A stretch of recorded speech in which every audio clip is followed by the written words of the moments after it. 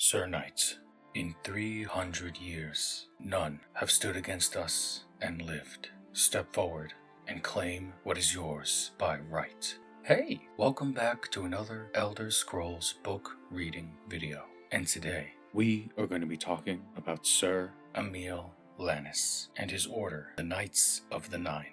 This, to be honest, is like my stealth archer of Skyrim. Like every time when I first got Oblivion in high school, no matter what playthrough, what style I was doing, it would always just devolve to me going head to toe in that armor every single time. It was so cool. I love it, man.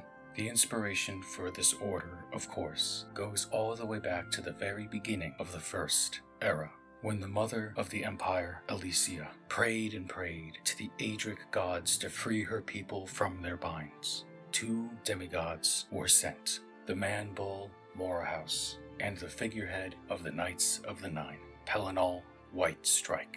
This hero, and also maybe time-traveling robot, a little unclear, story for another time, was covered head to toe in beautiful white armor, each gifted by a different deity in the imperial pantheon.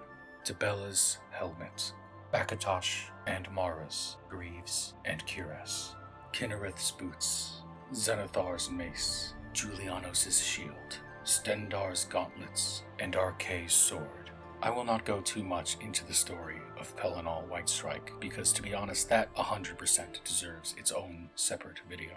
But with him on the side of the ancient needs, countless elves lost their lives. This never-ending bloodbath led him to confront the king of the Aelids himself, Umaril the Unfeathered, which, sadly, ended in his death. He was cut into eighths in mockery of the gods, leaving behind only his head. Him, his armor, and weapons faded into the things of myths and legends, nearly lost to history. But one man, Emil Lannis, inspired by these stories, made it his one dream in life to bring together once again the Crusaders' relics. And soon others would join him on this task, creating what we now know as the Knights of the Nine. And with his noble knights, he got closer than anyone had since the First Era in actually completing the set. He almost did it. Unfortunately, infighting and greed took this once great knighthood and turned it into nothing more than dust in the wind. This tale of the founding and breakup of the original Knights of the Nine can be found here in the book appropriately titled The Knights of the Nine by Caroline of Solitude. A copy can be found here inside the Chapel of Stendar in the city of Coral. Few people now remember the Knights of the Nine, but in their time they were famous throughout Cyrodiil, indeed throughout the Empire. For a brief period in the early days of the Septim Empire, their adventures were the talk of the land. But their renown, as with so much else, was swallowed up by the War of the Red Diamond, and today, even the location of their priory house has been lost to history.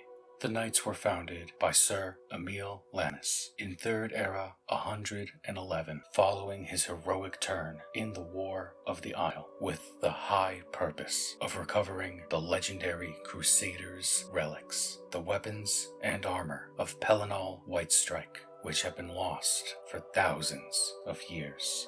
They were born out of the sense of optimism and ambition that characterized the first century of the Third Era. Tamriel was united and at peace for the first time in many centuries. Nothing was impossible. The fame of the Knights was established early on when Sir Emil led them against the Worm of Elendlin to recover the cuirass of the Crusader, which had not been seen since the First Era. Soon, the greatest knights of the day were lining up to join the new order, and the Priory of the Nine in the West Weald of Cyrodiil became a magnet for the great and the good. They were the toast of the Empire.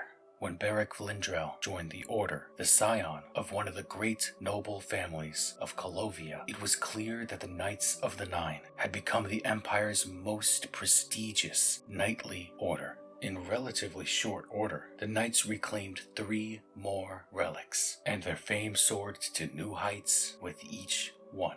No one doubted that they would eventually succeed in their quest to recover all 8 relics. Sadly, this early promise of the knights did not survive the ravages of the War of the Red Diamond, which tore apart the Empire beginning in 3rd Era 121. At first, it seemed that Sir Emil was able to keep his knights out of the war, but the very success of the knights undermined this, as many of the knights came from important families across the Empire, which were lining up on either side of a bloody civil war.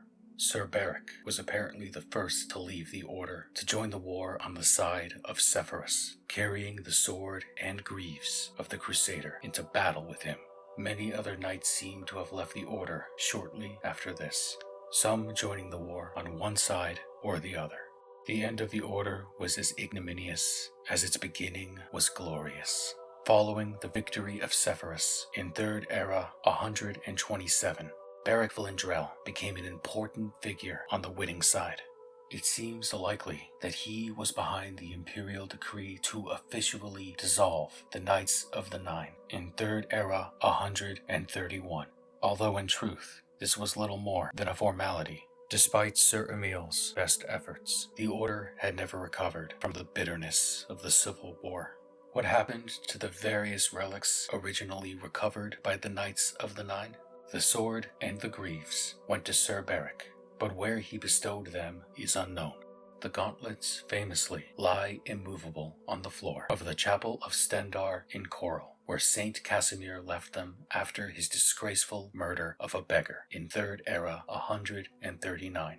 The location of the cuirass is a mystery, lost to history along with the eventual fate of Sir Emil, who was last reported still living alone in the empty Priory of the Nine by a passing traveler in 3rd Era 150. And so the Knights of the Nine faded away into history.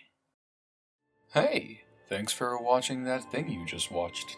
Like I said before, I really like the Knights of the Nine. I know it's very underrated compared to Shivering Isles, obviously, because it's Shivering Isles. But I don't know, there's something about like the classic RPG story of just get the things. Get the pieces, combine the pieces, beat the bad guy. That, I don't know, it really works with me. And anytime I get to talk about any aspect of it, I will gladly take. Well, you know what to do now. Like, comment, subscribe, do all of that fun stuff. The videos should be popping up of other things that I've done, probably Knights of the Nine related. So if you would like to click on that too, you can click on that too. And of course, as always, remember, when your strength fails you, trust in the Nine.